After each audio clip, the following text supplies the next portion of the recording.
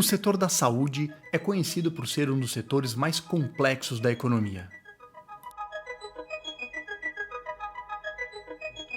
E, muitas vezes, dentro das empresas de saúde, nós estabelecemos um tipo de negócio com outras empresas, que é o que nós chamamos de business to business. Acontece que vender para uma empresa muitas vezes se enquadra na categoria de venda complexa. Então, nós temos a tempestade perfeita, um setor altamente complexo dentro de uma ação extremamente complexa que é vender para outra empresa ou business to business. Então, como que nós podemos fazer para conseguir entender melhor cada uma das etapas e usar um conceito muito em alta hoje, que é o conceito de desenvolvimento de clientes. Mas agora, pensando no desenvolvimento do seu cliente B2B. Então, meu nome é Rafael Munerato, eu quero propor aqui para vocês um framework, um modelo, em que a gente pode explorar isso com os nossos representantes, times de venda, donos de empresas de saúde, e que então tudo começa com esse reconhecimento. O reconhecimento de que a gente deve se preocupar em desenvolver os clientes da mesma forma que a gente desenvolve os produtos. E vários autores, vocês viram na tela, defendem essa posição. E nós temos inúmeras literaturas, isso aqui seria referência bibliográfica de todo esse modelo que eu quero compartilhar com vocês, onde cada um desses hexágonos corresponderia às etapas envolvidas numa venda complexa e que a gente pode dividir em 4 etapas.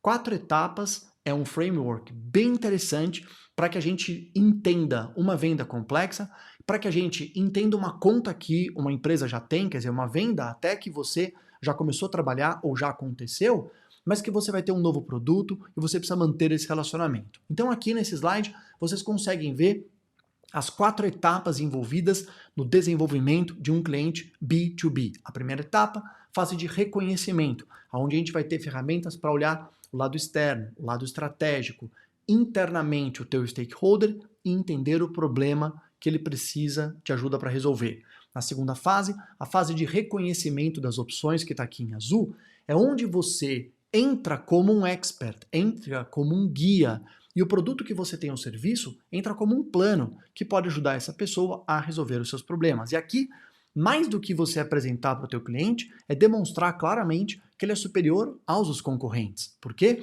Porque a próxima fase, que está aqui em vermelho, é da resolução de preocupações.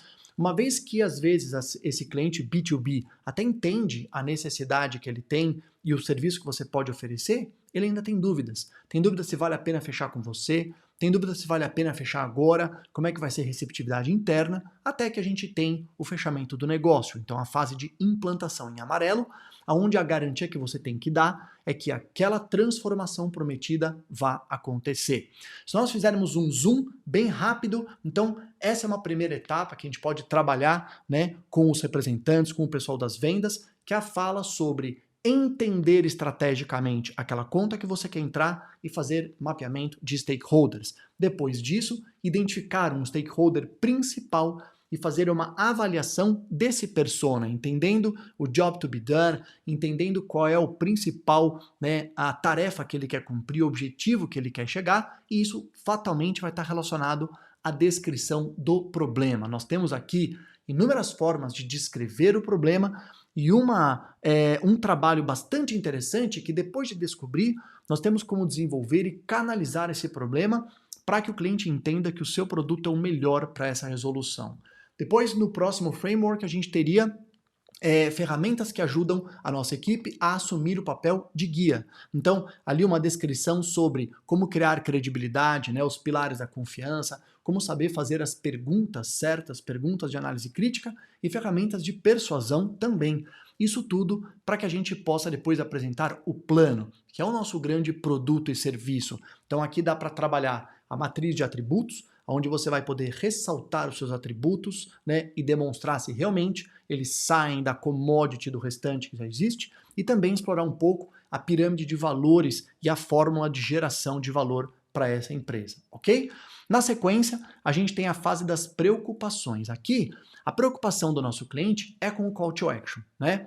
É com o fechamento de uma vez ou com a necessidade de um acompanhamento até ele fechar. Então, tudo isso por quê? Algumas vezes aqui já resolveu o problema, né? O cliente já, inclusive, conhece, já trabalhou com você, fecha o contrato. Outras vezes não.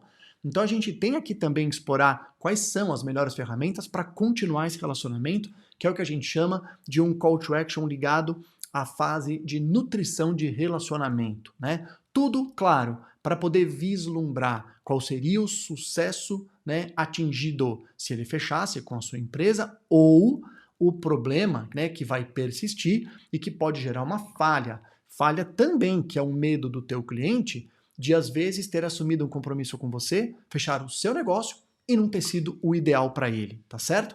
E por último, vamos supor que então existe o fechamento, você teve essa venda, a fase da transformação, porque na verdade é isso que você vende, né? Quando você está falando de um serviço ou produto, o que você está oferecendo é um guia e uma ferramenta e um suporte para que aquela pessoa que vive aquele problema dentro da empresa alcance essa transformação, uma transformação que vai garantir que ele vá para um outro patamar e que ele consiga transformar, né, os serviços dele, né, e a proposta de valor da empresa dele, ok? Mas aqui, mais uma vez, isso é uma outra fase, a fase de implantação. Por quê?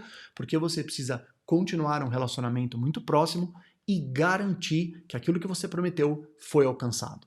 Grande abraço!